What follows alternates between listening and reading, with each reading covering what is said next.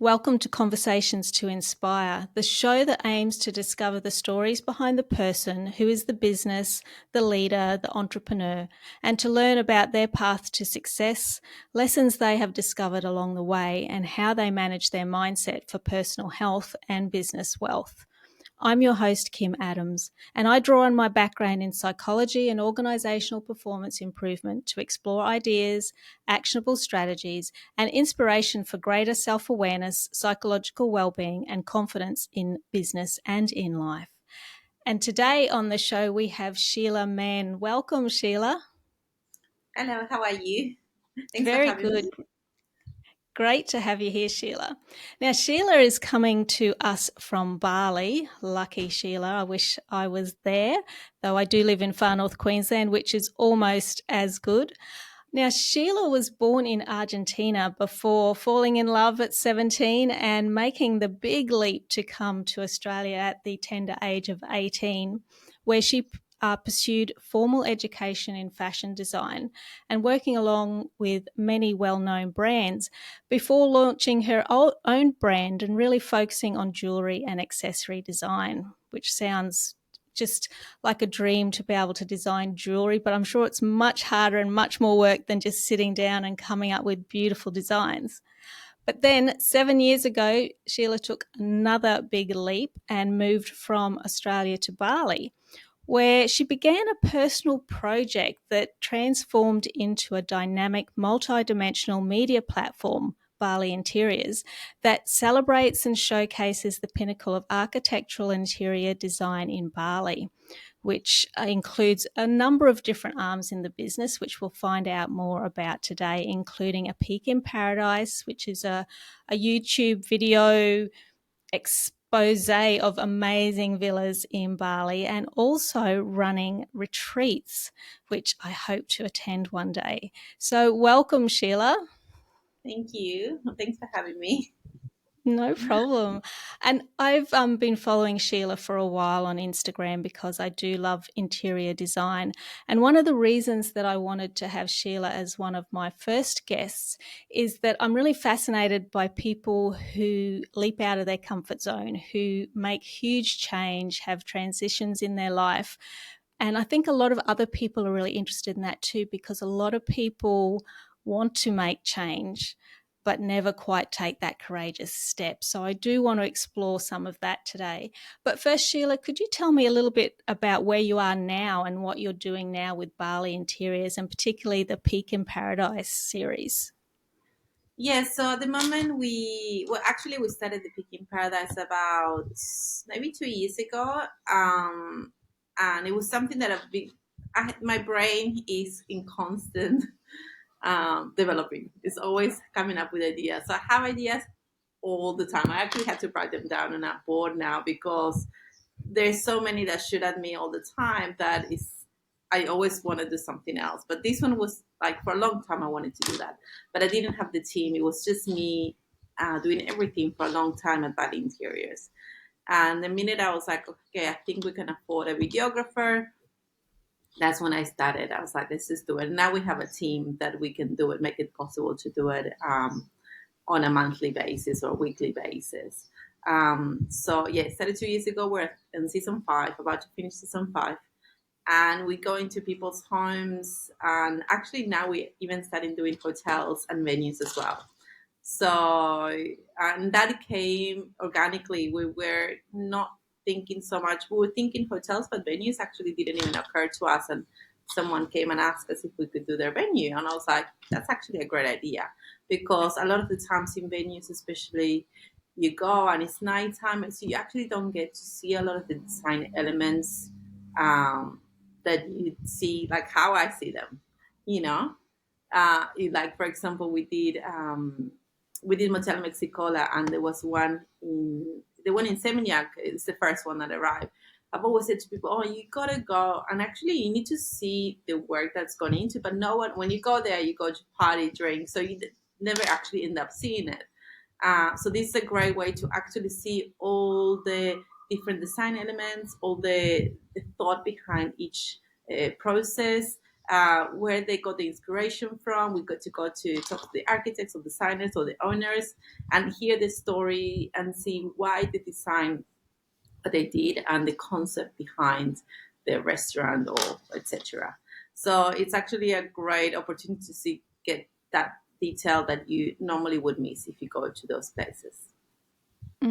So really understanding what has driven their design choices. And like you say, we don't often pick up on those little subtleties, or you do, but you don't understand how it all links together. And there's always a story, I think, behind every designer. So when you were in Argentina as a young person, 20, or you weren't, you left when you were 18. So I when you was were younger, yes, 19. was interior design or architecture on your radar as something that you imagined that you'd be doing at this point in your life? No. Well, my dad is an architect and an interior designer, or was. He's not here anymore. And my mom was a fashion designer, but with a love of interiors. So they both love interiors. So I grew up going to places like for the weekends to interior decor shops and art galleries and museums and things like that. So it was in me. I just was there because they had to take me with them, but it wasn't about what I wanted to do. It was what they wanted to do. Um, and I got along with them. But I really, to be honest, I never thought I would end up in this world. It was kind of really like it's just unexpected, to be totally Yeah, honest. So yeah. yeah, so but my way into interiors was through blogging and photography. um, that's that's kind of my passion. Photography is probably my biggest passion, which I love photographing things, and even I like photographing people, but interiors is where I love it really a lot. I love it a lot.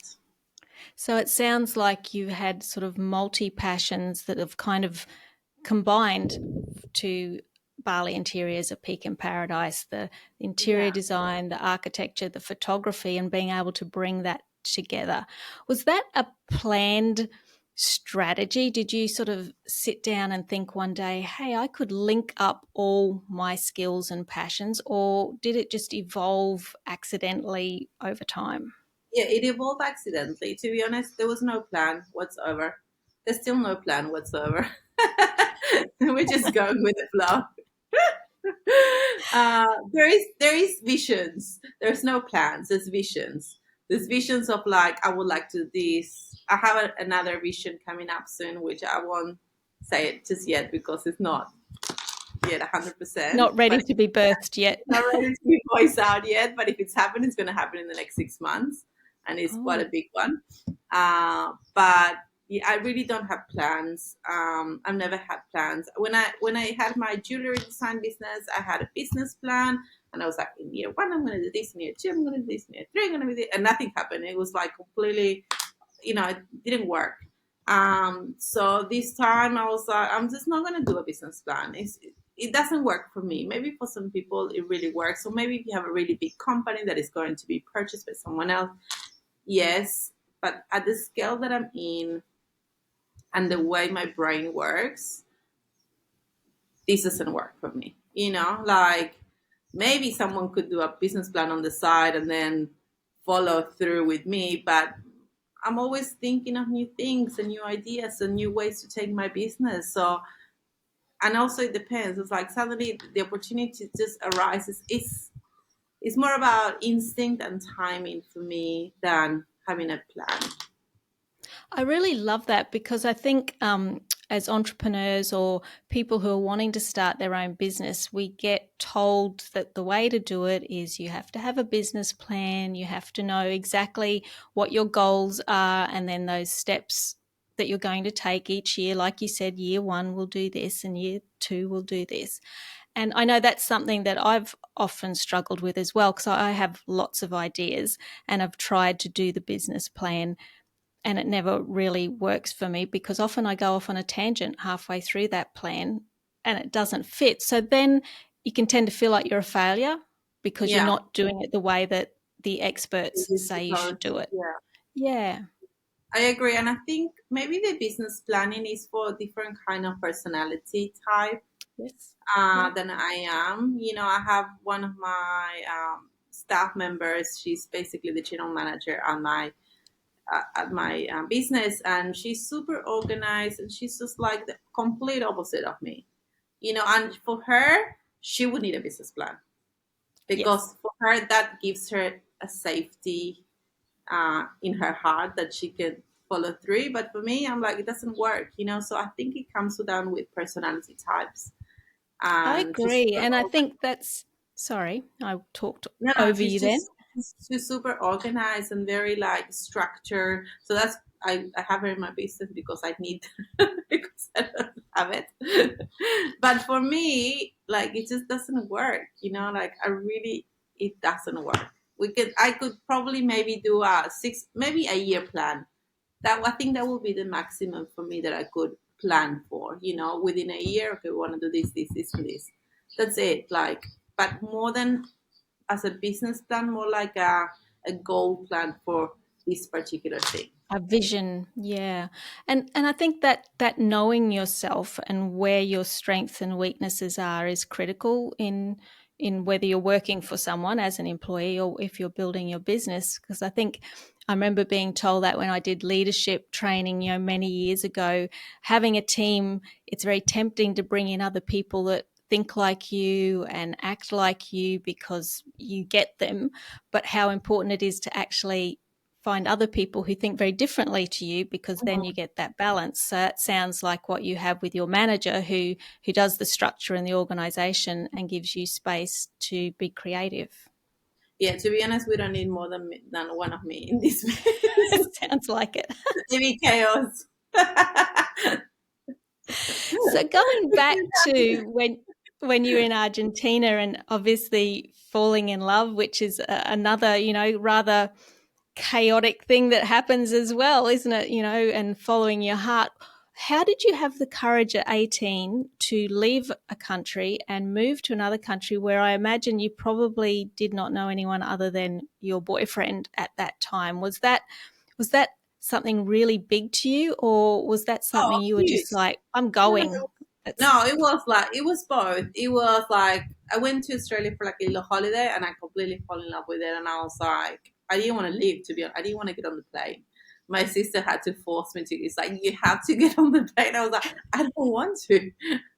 Why? And they're like, you have to go. So I got on the plane, going back to Argentina, and then I moved back. But I was 100% in the Australia. I felt like in a way every movement in my life, I've moved countries 3 times. I felt like I found my people more and more.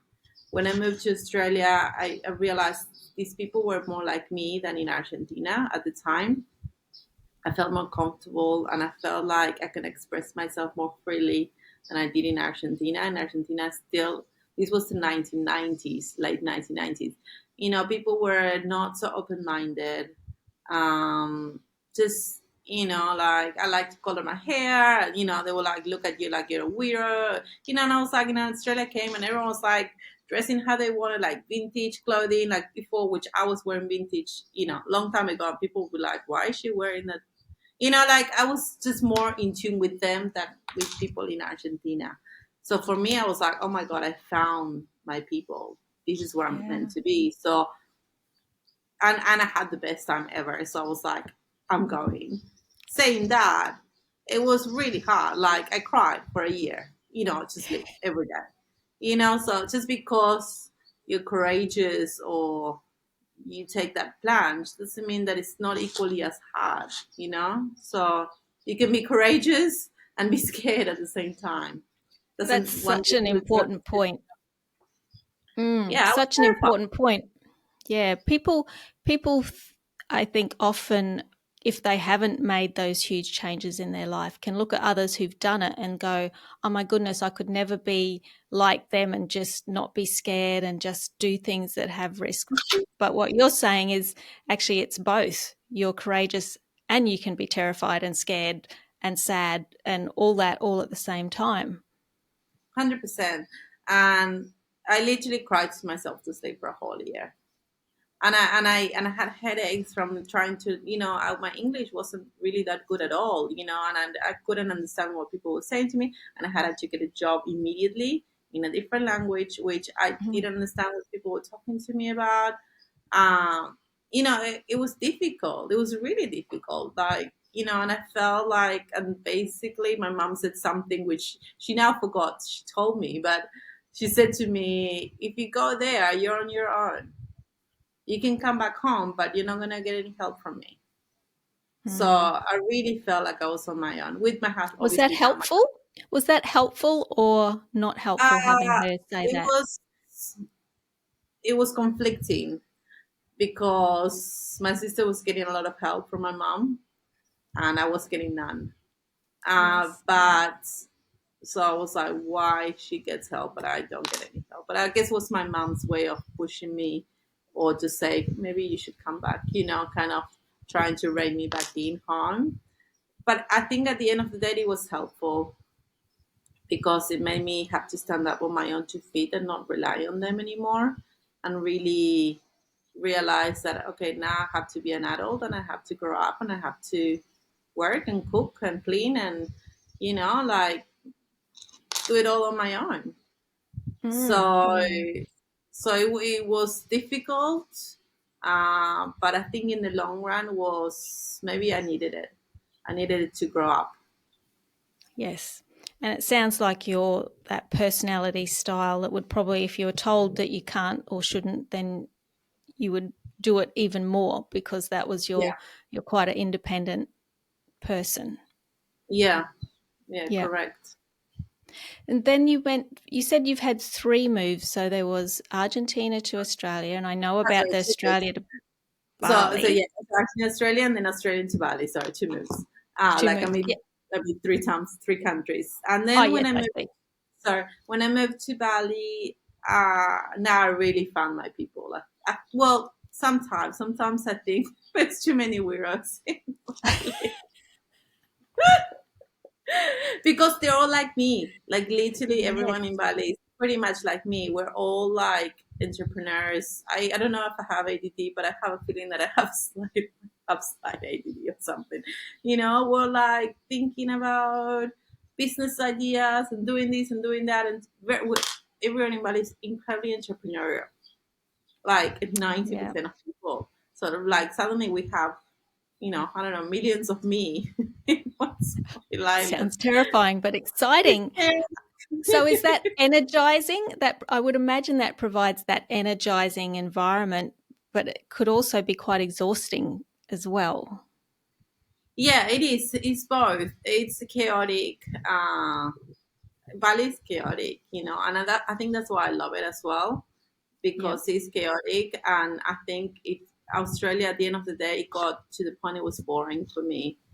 Like there was no excitement. There was nothing new. There was no push to create something new. There was um, no incentives. It's really hard, I think, in Australia to be an entrepreneur. I was thinking about this the other day. To be a business owner, to be an entrepreneur, is a really difficult place. There's no encouragement. People Mm, don't think you can do it. They don't mm, support you, and the government doesn't support you, and the system doesn't support you. So Australia is not a yes. system for entrepreneurs. It's a system for people to go and work in an office and come home and get a mortgage and have your white picket fence, and And play by that's the it. rules. Yeah. Yeah. That's it's a system for that. It's literally when you step out of it, you really see it, and you can see how it discourages anybody from starting something new. It's so expensive to start a business and to do anything. It's really, really, really difficult. And Yes. for me, I realized in Sydney, living there, I was like, it's really difficult to do anything. Like you need a big capital to start something, and if you don't have that capital, it's Yeah. nearly It impossible. doesn't There's a happen. Yeah. miracle there, but of millions of people that start business career, I wonder how many really make it into a business. Not that many.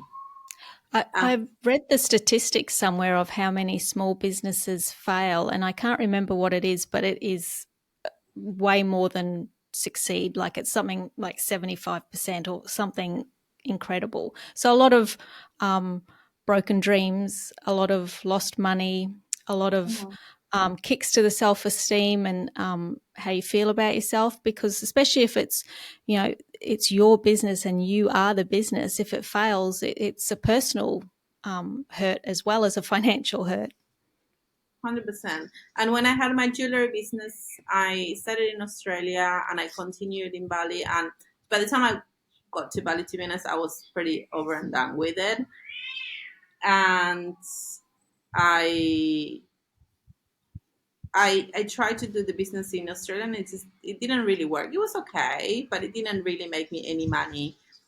And I was creating something really different with my jewelry. It wasn't like normal typical jewelry. So that didn't fly with Australia. You know, when I went to stores, they were like, no, we just want really minimal things and really, like, you know, it's like, I get it, you get that, but you can have this, which is super different, you know, like nothing else out there, but everyone wants to conform, to play by the rules. You have to look like this, you have to be like this, and you know, and no one wants to step out of line. And the moment you step out of line, you're either outcasted or your business fails, or people just like don't understand it, and they're like, we don't understand what's going on Exactly. here, you know. Yeah. And as beautiful as Sydney is or Australia is for me at this point in my life, and at that point in my life when I moved, it wasn't for me. I just needed somewhere where I could explore new ideas, where I could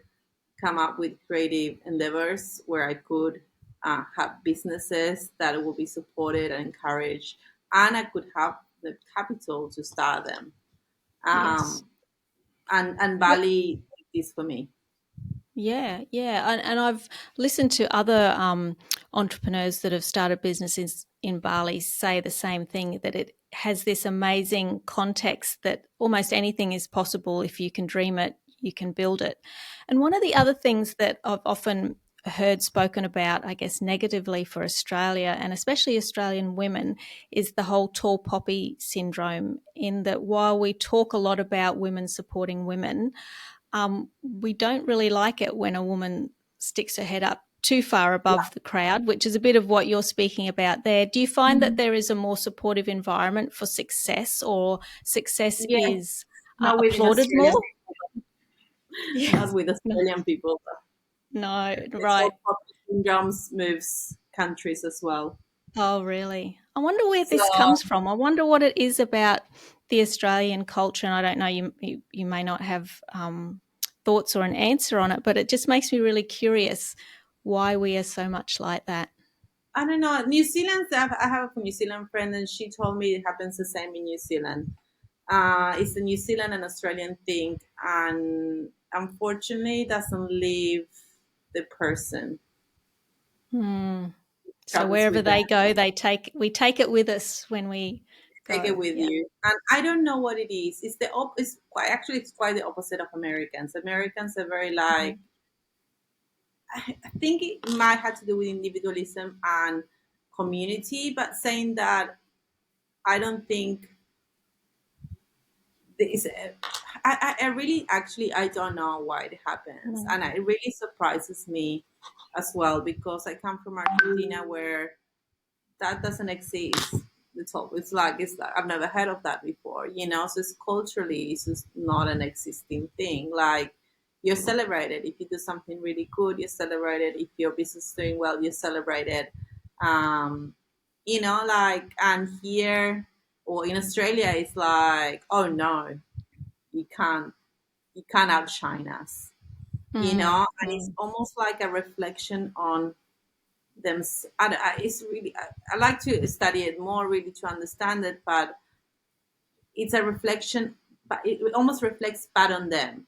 You know, you did well, so then I'm not good enough, you know, which And it is also, I think, has a little bit, and I'm just sort of, as we're talking here, thinking it's almost like that scarcity mindset that if you do well, then that's my opportunity got, like there's less for me to do well with. Yeah. yeah, 100%. And it's really silly because you know everyone has different talents and different ideas and different potentials, just because one person does really well, that doesn't mean that the other person has to do badly. You Yeah, know, it doesn't like mean there's less success to go around. A bit like love in a family. Just because you have more children, there's just more love to have. And so, yeah, if everyone's out working and being successful, there's more success to be had. But I know, even with myself, I have that. I feel it. I notice it come up in my mind now when I judge someone who's maybe looking to do too well on Instagram or something. There's that immediate judgment, and I'm starting to notice that. But it is so ingrained, I think, in the Australian culture, particularly female Australian yeah. culture. I think Yeah. female Australian culture is quite toxic, to be totally honest. And I don't know why it happens like that. Why is it in their education? Is it in their own mothers? Is it on their Mm, fathers? Why do we put women down so much? Um, I really don't understand it because I grew up in a completely opposite cultural environment. So for me, it was a bit of a shock, to be honest, to encounter this sort of yes. bad looks and like talk badly Judgment. behind your back and Yeah. judgment. Yeah. When I really there was nothing to judge. I was just working really bloody hard, Yes. and I Exactly. think people don't realize that behind every success there's people working hard, really hard. It's hard when they don't want to get up in the morning, when they're tired, when they're overworked, when there's night times. I was for like 5 years, I was working from like 8 o'clock till like midnight every day, just doing all the photography, then the social media, then the public relations and the selling, then the invoicing, then the post production. Like I was doing 5 jobs in one person, and I did Yep. that for 5 years. So it wasn't like I just got, served on a silver platter. I worked really, really hard and I improved myself and I work on my technique and I, you know, YouTube how to do this, how to do that. Like I self taught myself so many things. Plus I Yep. learned from working with other people, with other stylists or other photographers or clients. I it was like I did my degree, plus my master's, all on my In own, multiple careers, in and multiple multiple professions. careers at Yes. the same time. Yes. So it's like, and I really dislike that about. To be honest, it bothers me now when women don't encourage other women that work really hard. And you don't have to like someone. You Mm. don't have to like someone. You said, you know what, I really don't like that person, but I fucking respect them. They work bloody Yep. hard for that. So for me, you don't have to like me, and I don't have to like you, but I can respect you for your hard work and how much you put into making that business successful. And I think Exactly. a lot of people talking about that tall poppy syndrome, they don't see that. Mm. That doesn't even come to the equation. It's more like, look at her, blah blah blah blah blah. And I'm Why does she like, deserve it? Yeah. why does she deserve it? Why is she? I'm like, because I work really freaking hard. That's Yeah. why, and Yeah. I deserve it. Like, like why not? Why not me? Exactly. You So, know. how do So you manage that? The working really hard and obviously being really committed to your business and growing it and all those ideas that you have bubbling away with staying grounded, being healthy, not allowing that to sort of take you on a spiral because it could be easy to get caught up that either your physical health or your mental health, relationship health is impacted. Do you have anything that you do to try and keep yourself grounded, or do you just like to fly with the wind? I hardly have a social life, to be honest.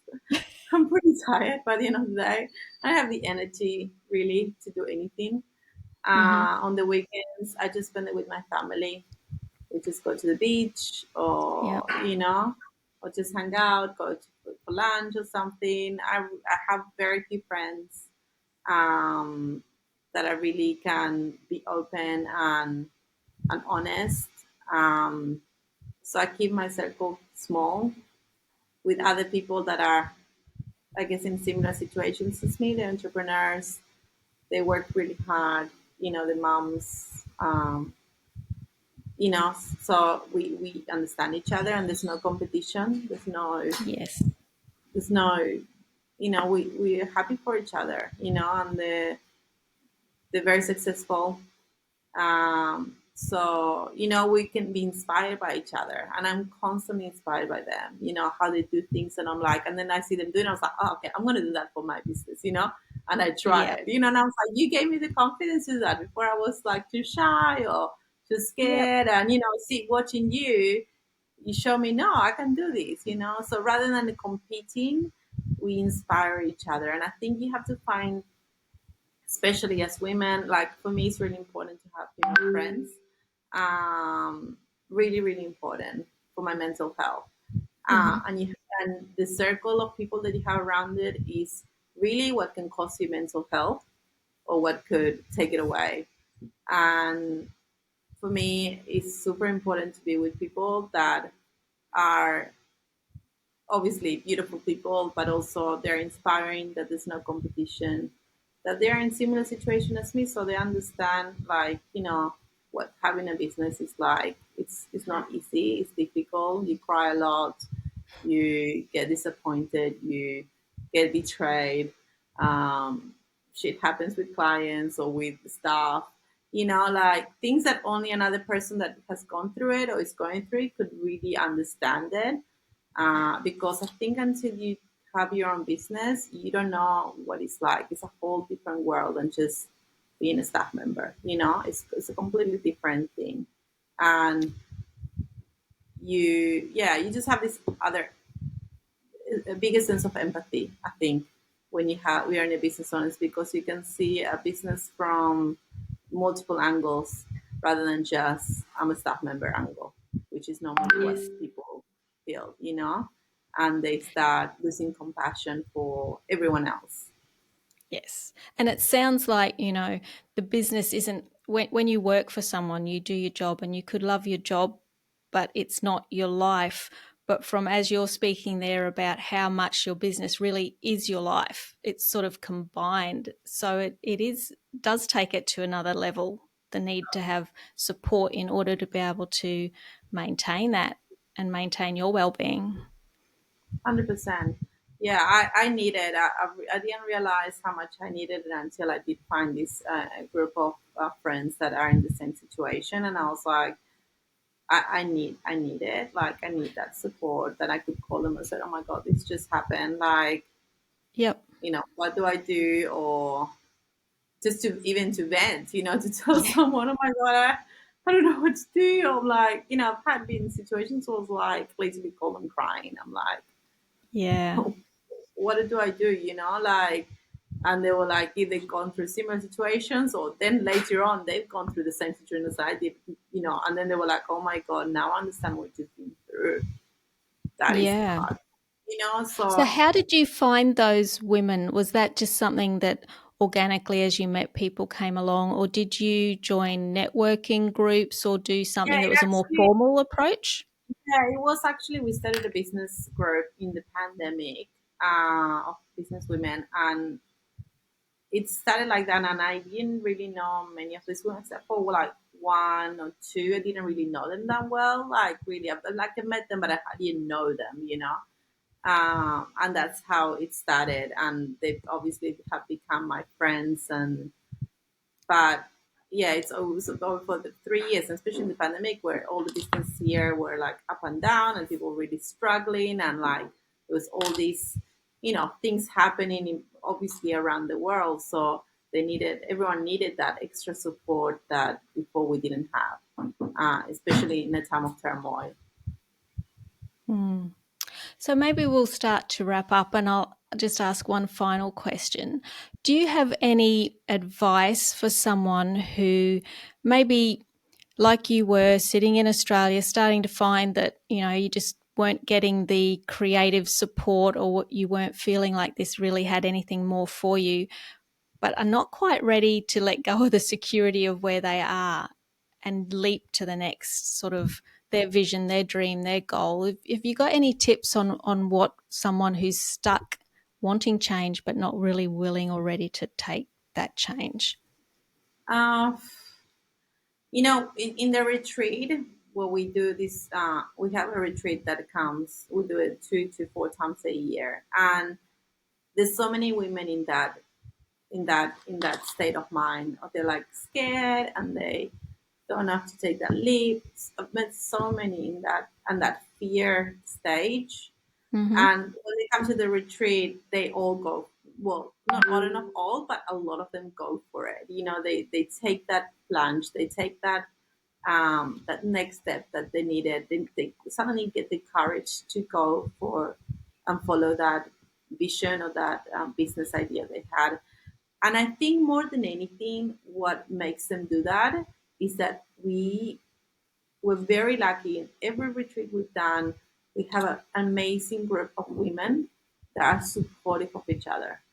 And we have like so many different nationalities. We had American, Australian, New Zealand, Finnish, Turkish, from Palestine, from France, from America, from I don't know what Wow. else. We had like from so many different like places, and it doesn't matter. We're always very supportive. It's a really supportive group, and I think what makes them all take that leap is that they have this open conversation and open ideas about I want to do this, I want to do that. What do you think I should do? And everyone is very open and very encouraging. And Mm. so I don't think it's my retreat that makes them take that plunge. I think it's the support that they get in that intense week of women that are in very similar situations, and they say, "Go for it! You can do it! You can do it! Now you have the tools. Now let's do it!" And they just take the plunge, and then they start their journey. So I think if you come to my retreat, you can if you want to, but if you can, or if you're in a different situation or a different industry, get yourself a very supportive group of women. And if they are there's a bit of a tall poppy syndrome out there, then find one from overseas. Yeah. Yep. Find one in America where that doesn't exist.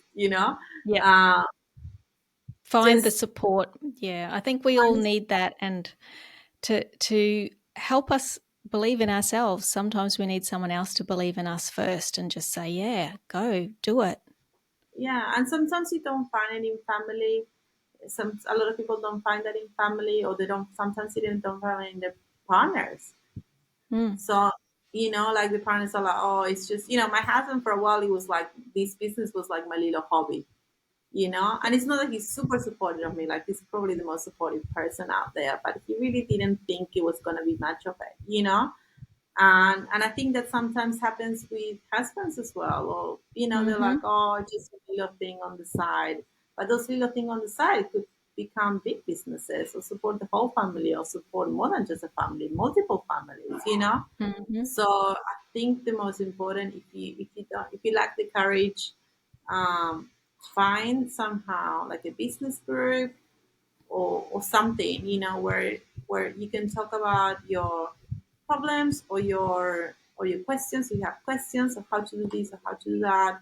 We all have questions. Every Yeah. business owner sometimes encounter things that they haven't encountered before, and or you're in a different stage of your business growth. So the very beginning, or you could be in the middle, or you can be larger, or you can take a big, So find people in, I would say, on a little bit slightly higher level than you, if you Yes. can, so they can Yes. teach you things and you can learn from them, and people that are in the same situation as you, and just not rely on them but listen to them, and hopefully they will encourage you to take those steps. And you know what, sometimes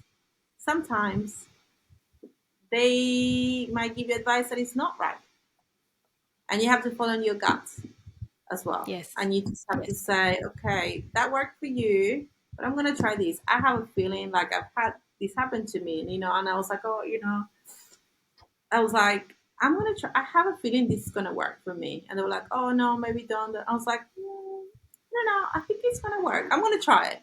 If it Yep. doesn't work, then I'll do your system. And it worked. So Yes. also different industries have different things, that you might know more than someone in a different industry. It might work for them but not work for you, or vice versa. So I think also follow your guts. Listen to that instinct inside of yourself, because most of the time it's right. When you Yeah. listen really carefully, it's there to guide you I and love give a that. yeah.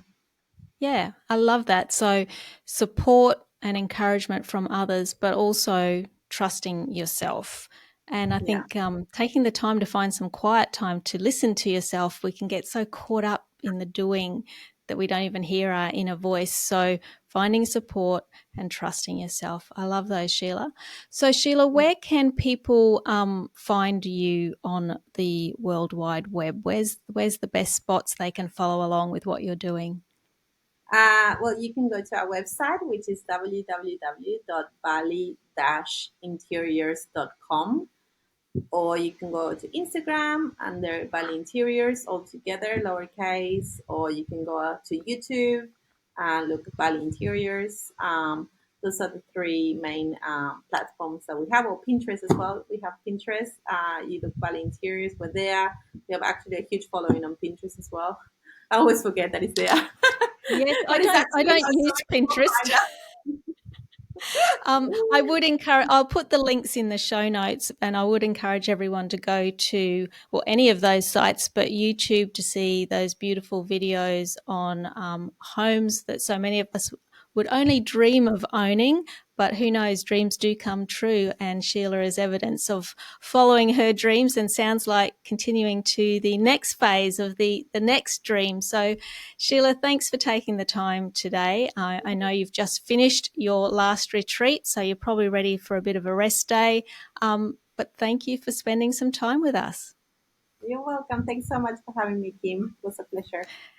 And anyone who's listening, whether you're listening on YouTube or Spotify or whatever platform, if you're enjoying these interviews, please remember to subscribe or follow along. Thank you.